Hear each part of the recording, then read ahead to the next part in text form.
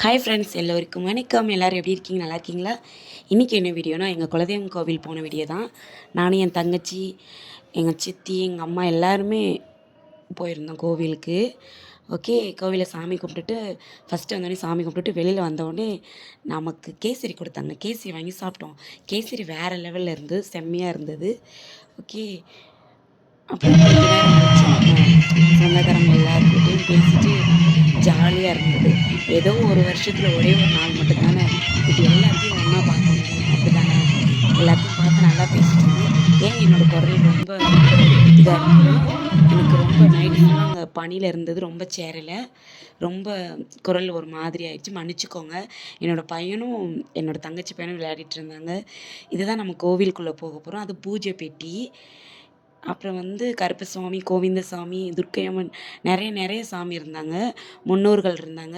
இந்த பானையில் என்ன பண்ணிகிட்ருக்காங்கன்னா, 12 மணிக்கு பயிரை வச்சு கொடுப்பாங்கள்ல, அது செஞ்சிட்ருக்காங்க.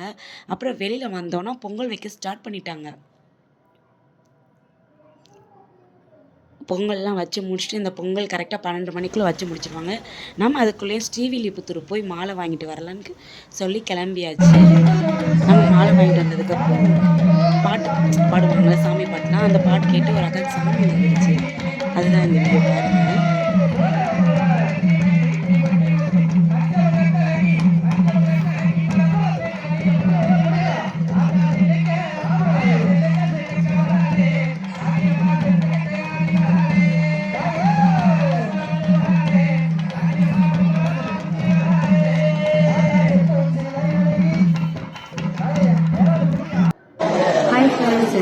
வணக்கம். எல்லாரும் வீடியோ எடுத்துகிட்ருக்கோம். இன்றைக்கி என்ன வீடியோனா, நம்ம குலதெய்வம் கோயிலுக்கு வந்த வீடியோ தான் பார்த்துட்ருக்கோம். வாங்க எங்கள் குலதெய்வம் கோயில் எப்படி இருக்குன்னு பார்க்கலாம். இது பயிரை வைக்கிறதுக்காக மண் கலையை வச்சுருக்காங்க.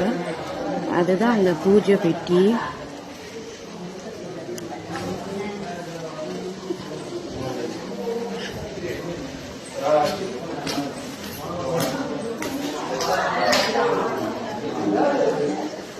இதுதான் எங்கள் கோவில், குலதெய்வம் கோவில். ஆனமுத்து ஐயனாரப்பா. அது பூஜை பெட்டி.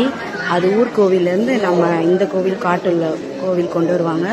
இது நைட்டு 12 மணிக்கு பயிரை வைப்பாங்கல்ல, அது செய்கிறதுக்காக இந்த அம்மாலாம் செஞ்சிட்ருக்காங்க. ஓகே, என் பையன் எல்லா சாமியும் கும்பிட்டுட்ருக்கான். ஓகே, பாய், தேங்க்யூ.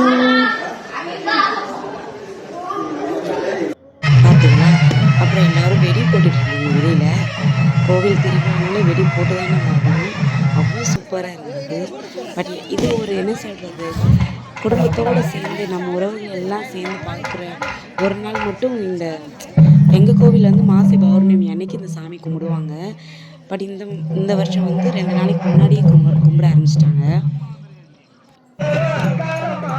அப்புறம் மறுபடியும் பாட்டு பாட ஆரம்பிக்கும். இன்னொரு பொண்ணுக்கு சாமி வந்துருச்சு.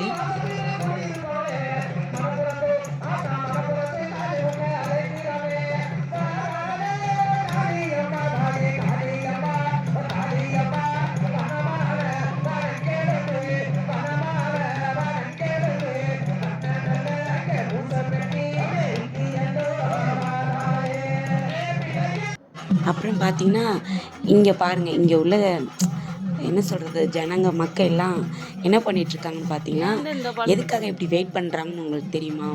ஒரே ஒரு நபருக்காக மட்டும்தான் இவ்வளோ சொந்த பந்தங்களும் வெயிட் பண்ணுறாங்க. அது யாருன்னு காட்டுறேன். ஃபுல்லாக பாருங்கள், வீடியோ பாருங்கள்.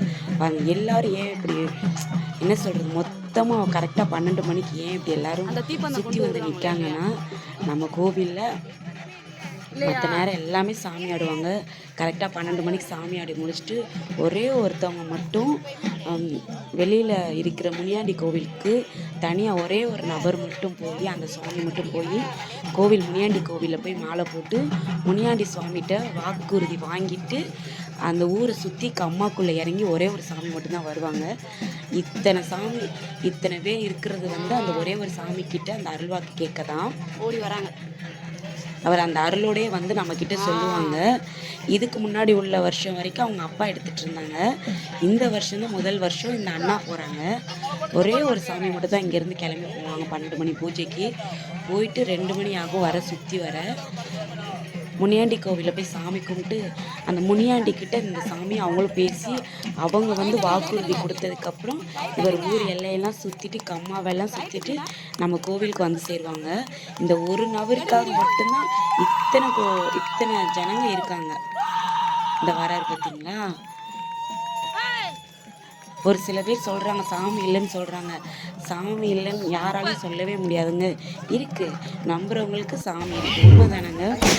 சாமி ஆடி முடிச்சுட்டு சாமி வந்து வாக்குறுதி சொல்லி முடிச்சதுக்கப்புறம் ஃபைனலாக பட்டாசு போட்டாங்க.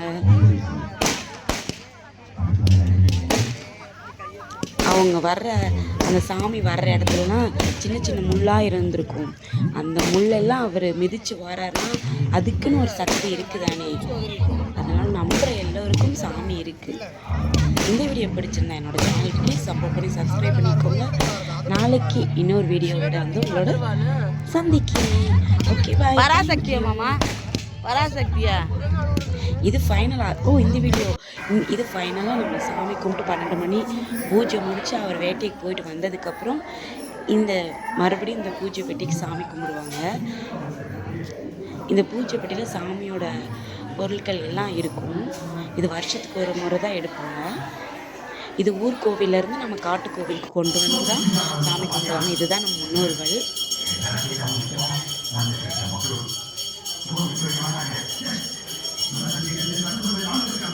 எங்கள் கோவிலில் வந்து சுற்றி வந்து வெட்டா வெளியாக தான் இருக்கும். மேலே கூடாரம் கிடையாது. இந்த சாமி வந்து எனக்கு கூடாரம் போடக்கூடாது, வெயில் மழையில் நான் நனையணும், வெயிலில் காயணும், மழையில் நனையணும்னு சொல்லி தான் வாக்கு வாங்கியிருக்காங்க. அதனால் எங்கள் கோவில் வந்து சுற்றி வெட்ட வெளியாக தான் இருக்கும்.